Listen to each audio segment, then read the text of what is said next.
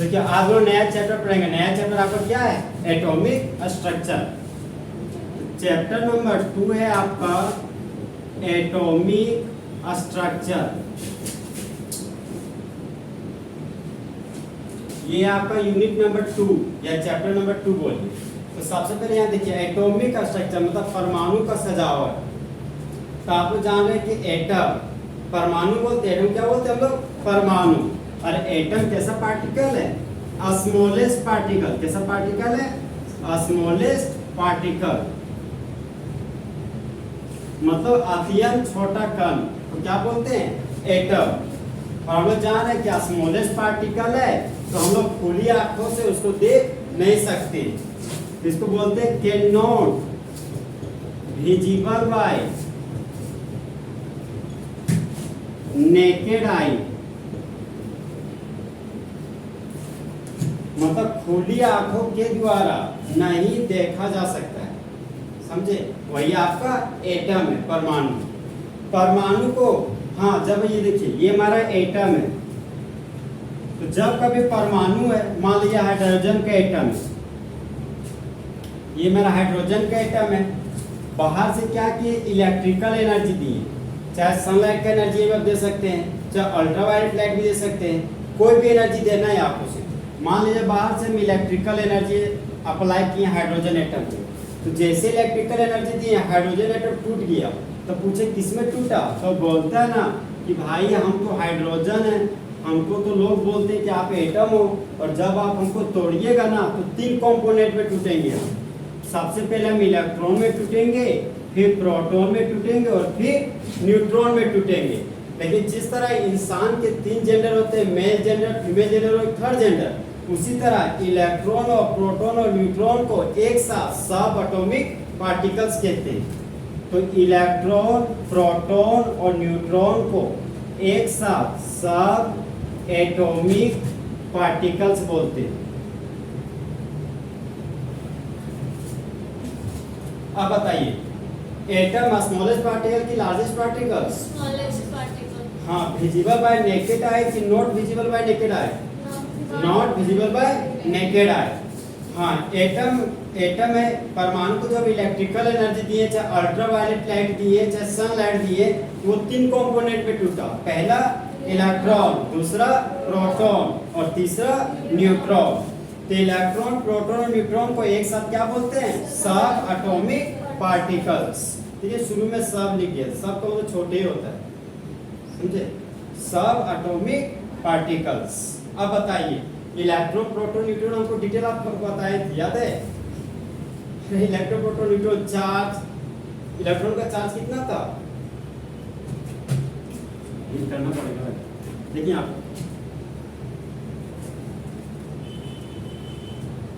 एक था मेरा इलेक्ट्रॉन, एक था मेरा प्रोटॉन और एक था न्यूट्रॉन। तो सबसे पहले इलेक्ट्रॉन, प्रोटॉन, न्यूट्रॉन, ये हमारे क्या हो गया? सिंबल। इलेक्ट्रॉन का सिंबल हो गया ई माइनस, प्रोटॉन का स्मॉल p और न्यूट्रॉन का स्मॉल n। और कहीं ना कहीं अगर चार्ज की बात की जाए, मतलब नेचर की बात, तो इलेक्ट्रॉन के मुंडी पर नेगेटिव चार्ज है, ये क्या कहलाएगा? Negative charge particle. और प्रोटॉन के पास कैसा चार्ज होता है? Plus charge. तो ये हमारा क्या कहलाता है? Positive charge particle. और न्यूट्रॉन के पास कोई भी चार्ज नहीं होता है, तो न्यूट्रॉन हमारा चार्ज लेस पार्टिकल कहलाता है। चाहे यहाँ बोल सकते हैं कि न्यूट्रॉन के पास क्या होता है? No charge. अब देखिए, अब आता है मेरे एक डिस्कवरी, खोज जिसको बोलते हैं। तो बहुत पहले हम एक ट्रिक बताए थे आपको कि ईटा पर नाच, जहां पर ई आपका इलेक्ट्रॉन था, ये आपका क्या था? इलेक्ट्रॉन, और टा का मतलब हो गया थॉमसन। अरे थॉमसन, तो इलेक्ट्रॉन का खोज कौन किया था? J Thomson. J Thomson. देखिए पास हो गया प्रोटॉन और आर से हो गया आपका रदरफोर्ड। आर से क्या हो गया? रदरफोर्ड। तो प्रोटॉन का जो खोज किया था वो किया था रदरफोर्ड। और रदरफोर्ड और एक और साइंटिस्ट किया था जिसका नाम क्या था, गोल्डस्टीन। यस बताया। हाँ, तो प्रोटॉन का खोज किया था रदरफोर्ड और एक का आपका है गोल्डस्टीन। लास्ट वाला का नाम किसका? क्या? लास्ट वाला का नाम ब्लैंक। हाँ, लास्ट का बोले थे नाच, तो एन से न्यूट्रॉन था, अच्छा से चैडविक, मतलब जेम्स चैडविक, समझे?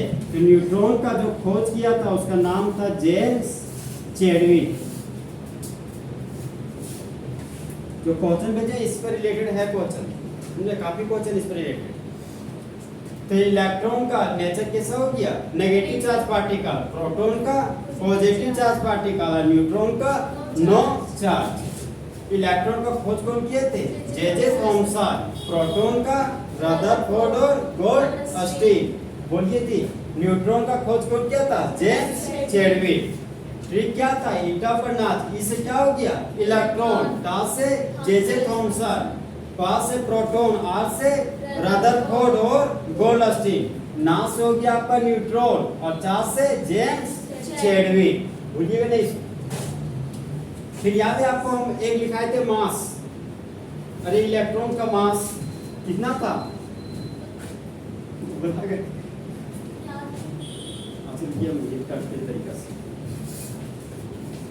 तो ये था मेरा इलेक्ट्रॉन, एक था प्रोटॉन और एक था आपका न्यूट्रॉन। अब हम लोग को मास पता करना है। तो इलेक्ट्रॉन का मास था आपका 9.1 into 10 to the power -31 kg। यही मास था आपका। ये मास याद रखना पड़ेगा क्योंकि जैसे टॉपिक पड़ेगा इसमें न्यूमेरिकल्स भी आ गए। तो इलेक्ट्रॉन का मास आपको दिया नहीं रहता, आपको याद रखना पड़ेगा। तो इलेक्ट्रॉन का मास कितना है, 9.1 into 10 to the power -31 kg। अब आता है प्रोटॉन का मास।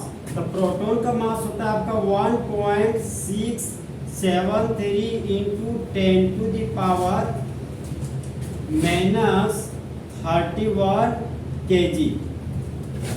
कुछ नहीं करना, सेम टू सेम उतार देना है। खाली 1 पॉइंट था 67 है, तो यहाँ भी आपको 67 लिखना है न्यूट्रॉन के मास में। अब देखिए यहाँ पे जहाँ 3 है ना, तो 1 के बाद सेकेंड ऑर्डर नंबर क्या होता है 3, और 3 के बाद 5 और नंबर। तो यहाँ पर लिख दिए 5, इंटू का साइन है तो यहाँ पर इंटू का साइन दे दिए, और यहाँ पर क्या है 10 टू द पावर -31 kg। एक चीज देखिए आप, अभी हम माइनस नहीं लिखे थे, इसका मतलब ये बहुत बड़ा, समझे? अब माइनस का साइन दे दिए तो 10 का पावर 31 गुना छोटा, मतलब इसको काउंट भी नहीं कर सकते यार, एक के बाद 31 को 0 है, तो उतना विधि जानू कीजिए तो ना, एक आई दाई सगड़ा पढ़ते रह जाइए। अब देखिए 10 टू द पावर -31 kg है, यहाँ पर लिखिए 10 टू द पावर -31 kg। तो इलेक्ट्रॉन का मास कितना हो गया 9.1 into 10 to the power -31 kg। Proton का मास बोलिए 1.673 और न्यूट्रॉन का mass 1.675 into 10 to the power -31 kg। फिर एक आता है हमारा चार्ज। तो इलेक्ट्रॉन का चार्ज, अब बताइए इलेक्ट्रॉन की मुंडी पर माइनस चार्ज, तो शुरू में माइनस का साइन दे दिए। हम देख रहे हैं 1.6 बहुत यूज कर रहे हैं, तो फिर यहाँ पे 1.6 लिख दिए, गुना का साइन देते दे दिए। 10 to the power -90। हाँ 10 टू द पावर -90 कूलम। ये तो 10 में बहुत ज्यादा पूछता है यस। कि इलेक्ट्रॉन का चार्ज कितना होता है -1.6 गुना 10 का पावर -9 गुना 10 का पावर -19 कूलम। अब देखिए यहाँ माइनस का साइन है ना, तो प्रोटॉन का साइन पॉजिटिव होता है, तो माइनस की जगह पर सिर्फ क्या लिखिएगा प्लस। तो प्रोटॉन का चार्ज हो गया आपका +1.6 गुना 10 का पावर -9 कूलम। और आप लोग भली बात जाने ना कि चार्ज का यूनिट क्या होता है कूलम, चार्ज का यूनिट कूलम। एक होता है आपका ESUB इलेक्ट्रोस्टैटिक यूनिट, इसको बताइए की जल्दी। एक होता है आपका ESU इलेक्ट्रोस्टैटिक यूनिट, वो आपका CGS यूनिट, ठीक है। अब आता है न्यूट्रॉन का चार्ज। तो न्यूट्रॉन के पास कोई भी चार्ज नहीं होता है, यहाँ पे क्या लिखेंगे नो चार्ज। तो इलेक्ट्रॉन का चार्ज बोलिए -1.6 गुना 10 का पावर -9 कूलम।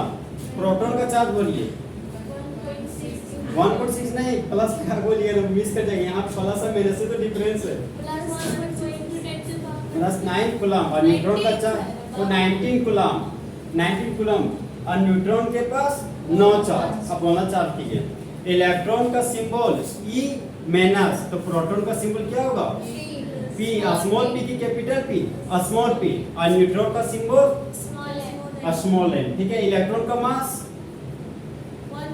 1.9 9.1 हाँ बोलिए 9.1 31 मैंने गुना 10 का पावर 37 केजी और प्रोटॉन का मास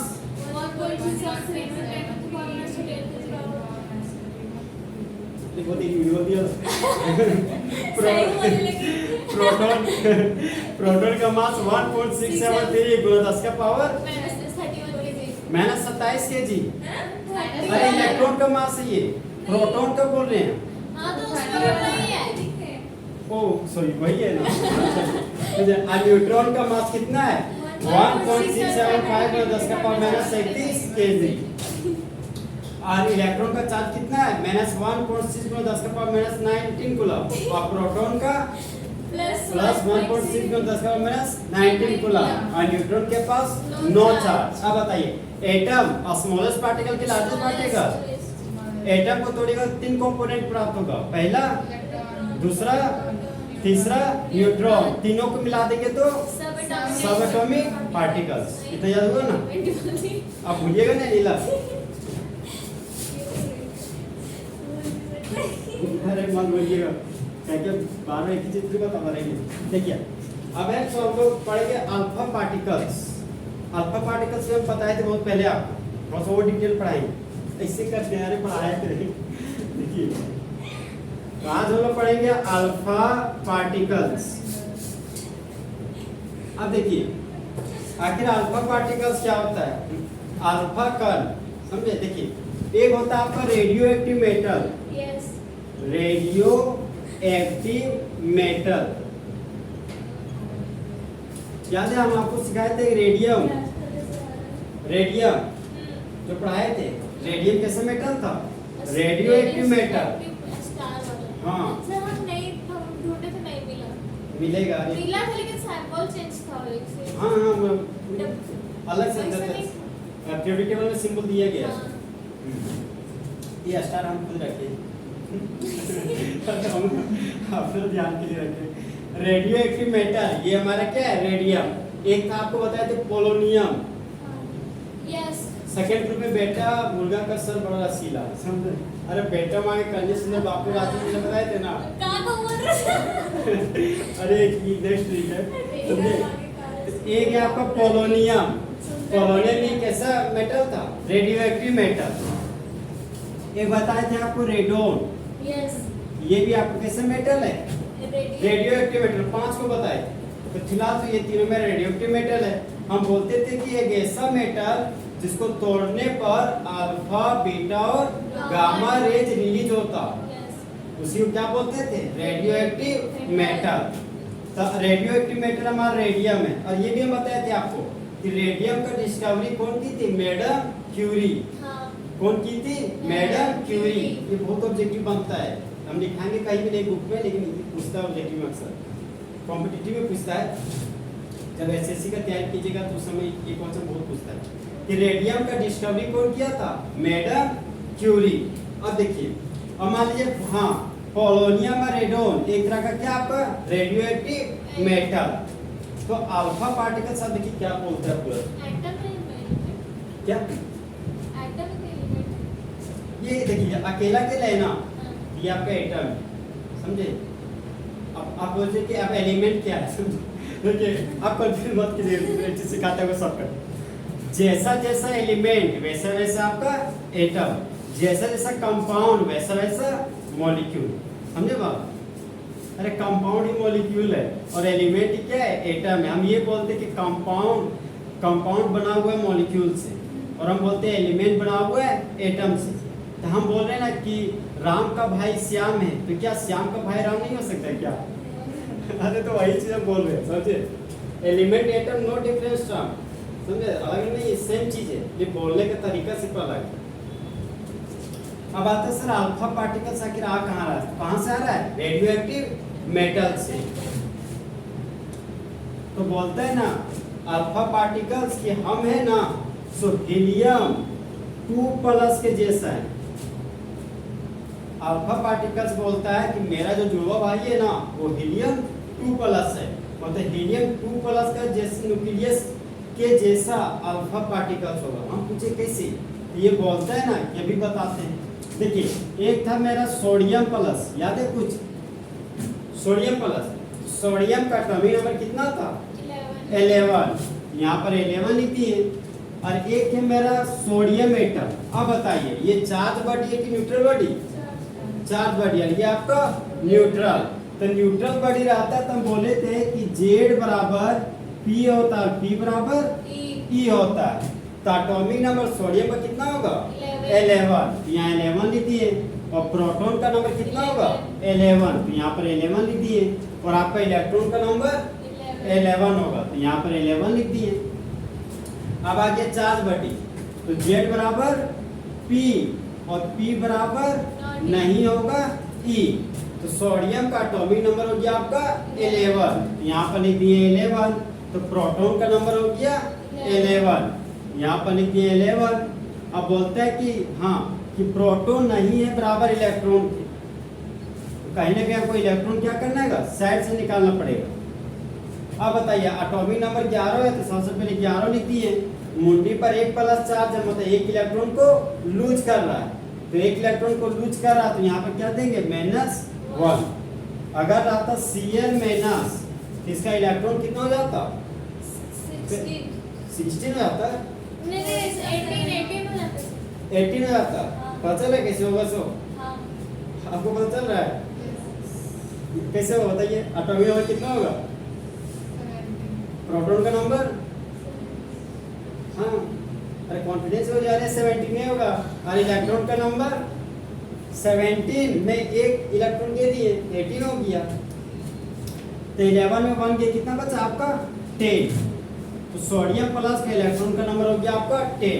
अब मेरे पास आता है हीलियम 2+, तो हीलियम का एटॉमिक नंबर कितना हो गया 2, और 2 का डबल कीजिएगा तो 4।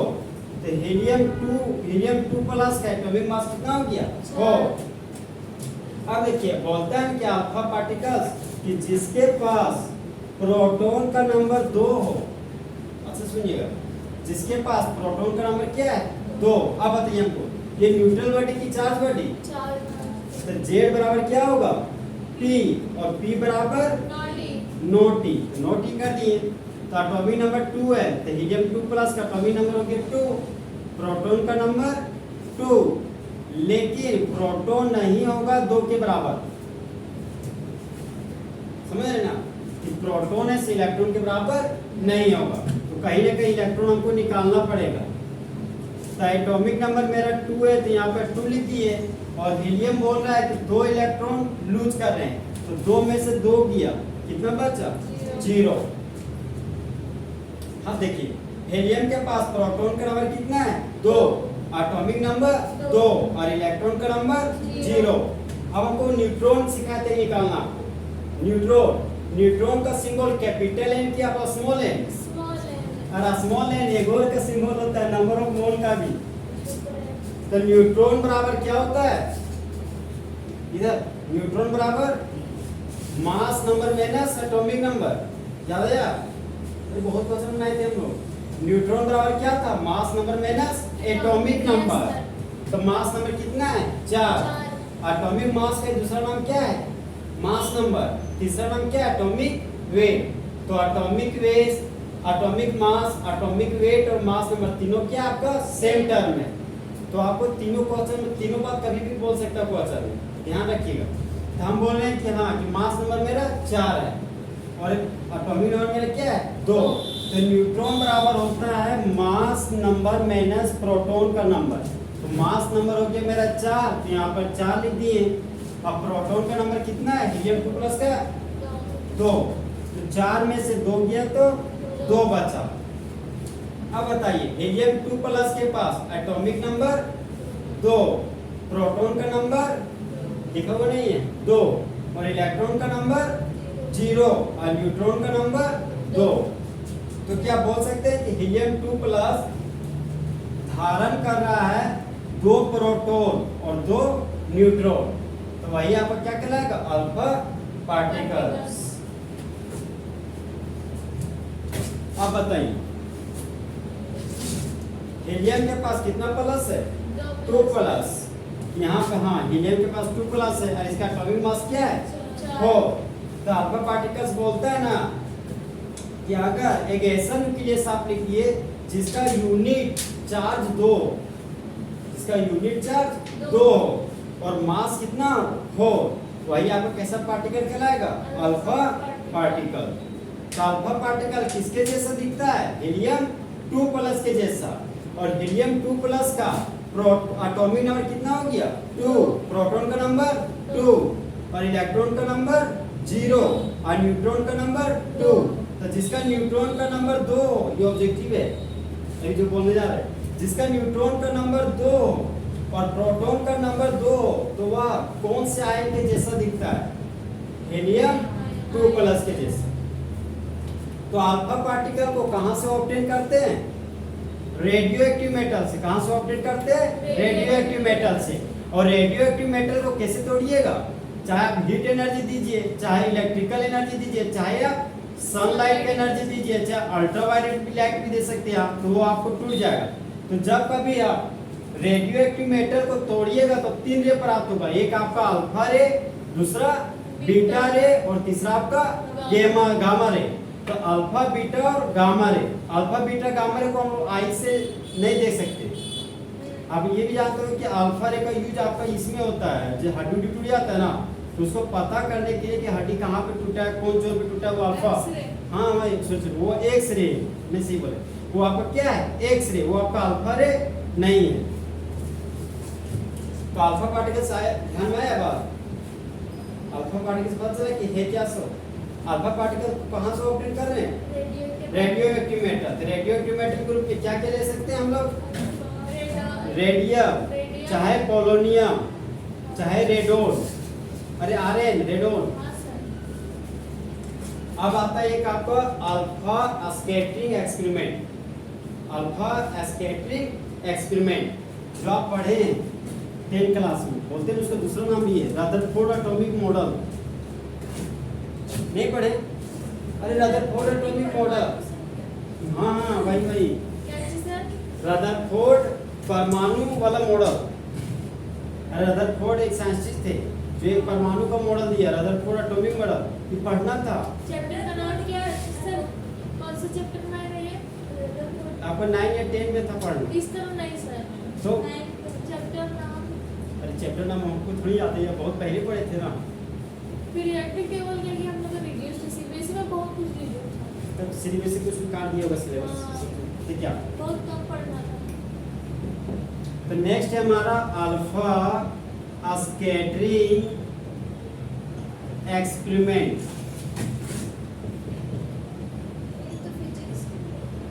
ये फिजिक्स में भी पढ़ना है, 12th क्लास में, 10 में भी था। देखिए अल्फा स्कैटरिंग एक्सपेरिमेंट बोलता है कि अल्फा रे को छितराने वाला प्रयोग, समझे। हाँ देखिए स्कैटर का मतलब क्या होता है, आप अमरूद कभी देखे क्या, अगर खाया भी है देखोगे एक पका हुआ आप लोग देखे होंगे, जब पूरा पका हुआ तो उसको दीवार में मारिएगा ना तो पूरा फैल जाता है, ठीक है, मारिएगा तो पूरा फैल जाएगा। देखने के जो फेंकने के बाद चारों तरफ फैल जा रहा है ना, उसी फैलने को क्या बोलता है केमिस्ट्री में, स्कैटर कर दिया, मतलब स्कैटरिंग हो गया, समझे। हाँ तो अल्फा स्कैटरिंग एक्सपेरिमेंट का कहीं ना कहीं दूसरा नाम भी होगा, जिस तरह इंसान का भी दूसरा नाम होता है, कोई मंगलवार से जुड़ा था उसको मंगल बोल देता है, और उसका एक सर्टिफिकेट वाला भी नाम होता है। देखिए उसी तरह अल्फा स्कैटरिंग एक्सपेरिमेंट का भी एक आपका अदर नेम है, यहाँ पे लिख दिया अदर नेम। तो अल्फा स्कैटरिंग एक्सपेरिमेंट का अदर नेम है आपका रदरफोर्ड एटॉमिक मॉडल। और रदरफोर्ड एटॉमिक मॉडल का एक और नाम है न्यूक्लियर एटॉमिक मॉडल, इसी का एक और नाम क्या है? Nuclear atomic model. तो न्यूक्लियर एटॉमिक मॉडल इसलिए नाम पड़ा क्योंकि रदरफोर्ड ही पहला साइंटिस्ट थे जो न्यूक्लियस के बारे में बताया, इसीलिए इनका एक और नाम पड़ा न्यूक्लियर एटॉमिक मॉडल। इसी को बोल रहे हैं कि न्यूक्लियर एटॉमिक मॉडल बोले ना, nuclear atomic model Rutherford atomic model का आपका अदर नेम। अब देखिए, अब पूछा गया कि अल्फा स्कैटरिंग एक्सपेरिमेंट आखिर हम लोग क्यों ला रहे हैं, इसका कुछ तो पर्पस तो होगा। तो पॉइंट नंबर 2 आता है मेरा पर्पस, मतलब किस उद्देश्य से हम लोग अल्फा स्कैटरिंग एक्सपेरिमेंट पढ़ रहे हैं। तो बोलते हैं कि to know the arrangement of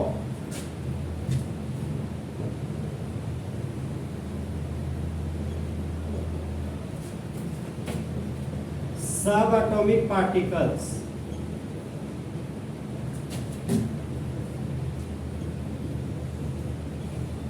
देखिए आगे सब एटॉमिक पार्टिकल्स।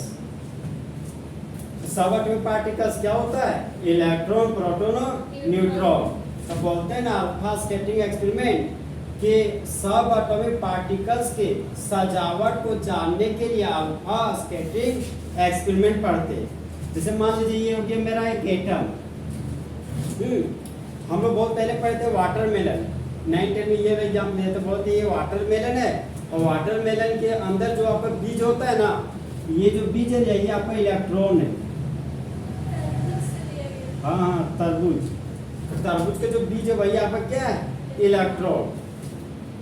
तो देखिए, तो हम लोग कहीं ना कहीं एटम में पता ही नहीं चलता कि कहाँ पर इलेक्ट्रॉन छुपा हुआ है, कहाँ प्रोटॉन है, कहाँ आपका न्यूट्रॉन है। थोड़ा सा बता देते इसके बारे में। देखिए, ये आपका एटम है और हम बोल रहे थे कि एटम के सेंटर पार्ट को क्या बोलते हैं? न्यूक्लियस। और न्यूक्लियस के बाहर का रास्ता क्या होता है? सर्कुलर। हाँ, एटम के सेंटर पार्ट को न्यूक्लियस बोलते हैं, न्यूक्लियस के बाहर का रास्ता आपका सर्कुलर रास्ता, मतलब गोलाकार रास्ता। और गोलाकार रास्ता में कौन घूमता है? इलेक्ट्रॉन। यहाँ पे घूम रहा है आपका इलेक्ट्रॉन। तो जिस तरह बॉयज और गर्ल्स को एक साथ स्टूडेंट बोलते हैं, उसी तरह प्रोटॉन और न्यूट्रॉन को एक साथ क्या बोलते हैं? न्यूक्लियस। क्या बोलते हैं? न्यूक्लियस। अब दिमाग में ख्याल आता है कि sir proton P for positive charge, ये समझ में आया कि यहाँ पर न्यूक्लियस के पास प्रोटॉन है, इसलिए यहाँ पर पॉजिटिव चार्ज दिए।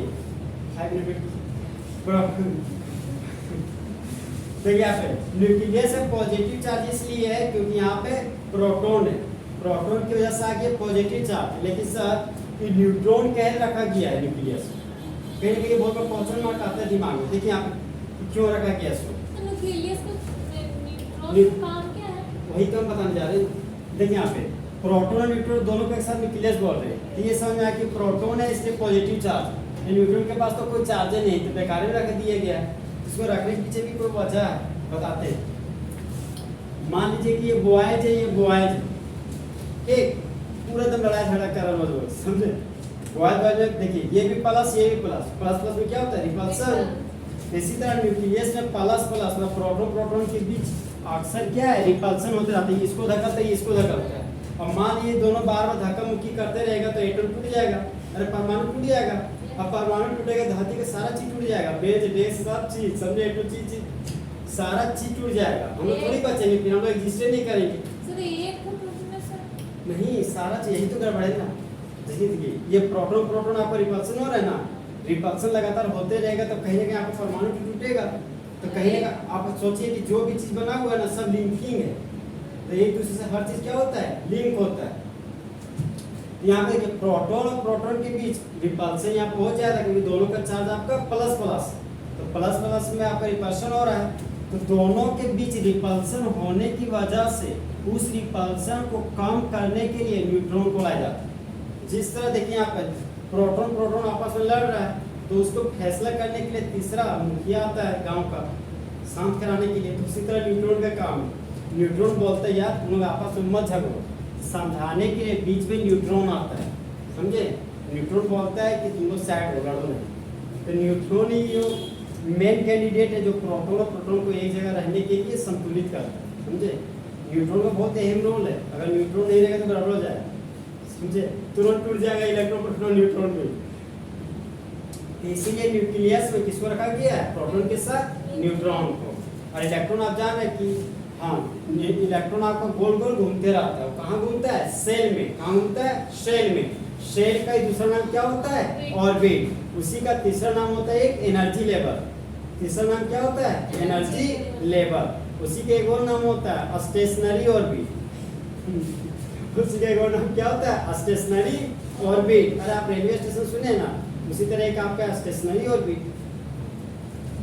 तो अल्फा स्कैटरिंग एक्सपेरिमेंट का अदर नेम क्या है, रदर एटॉमिक मॉडल। तो रदर फॉर एटॉमिक मॉडल। और याद रखिएगा ये मॉडल दिया गया था 1911 में। ये मॉडल कब दिया गया था आपको, 1911 में। पर्पस क्या था, सब एटॉमिक पार्टिकल्स के सजावट को बताना। हाँ, और सब एटॉमिक पार्टिकल्स में कौन कौन सा पाया जाता है, इलेक्ट्रॉन, प्रोटॉन और न्यूट्रॉन। जो स्मॉलेस्ट पार्टिकल था कि लार्जेस्ट पार्टिकल, स्मॉलेस्ट पार्टिकल था।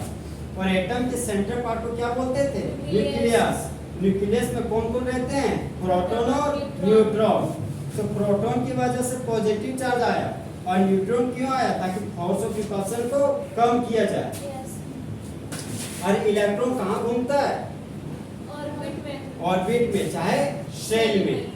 कैसा मोशन शो करता है, अरे ऑर्बिटल मोशन, गोल घूम रहा है। ऑर्बिट में घूमने वाला मोशन ऑर्बिटल मोशन। हाँ, सर्कुलर मोशन भी बोल सकते हैं। ऑर्बिटल मोशन क्या बोलते हैं, सर्कुलर मोशन। उसी को बोल सकते हैं एंगुलर मोशन भी बोल सकते हैं आप। एंगुलर मोमेंटम पढ़े ना, तो एंगुलर मोशन भी हो सकता है। बात है समझ में।